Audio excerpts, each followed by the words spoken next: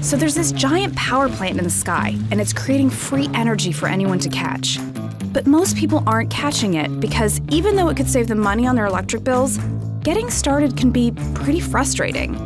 There's all this stuff to figure out, like how many panels do you need, who's gonna install them, how much would you actually save, and how do you tell if your house even gets enough sun? A lot of people ask Google these kinds of questions.